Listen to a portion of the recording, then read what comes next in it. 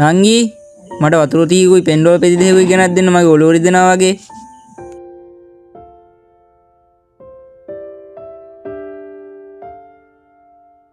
කඩේ ගියාට නංගිට මොකුත් ගේන්නත් බැරුණා. මොකද කරන්නේ? කමන්නේ. මෙන්න අයියේ පෙන්ඩෝල් පෙති දෙක.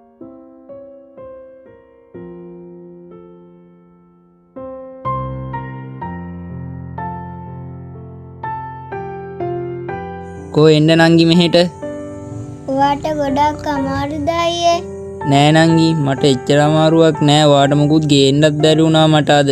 කමන්නේ අයියේ.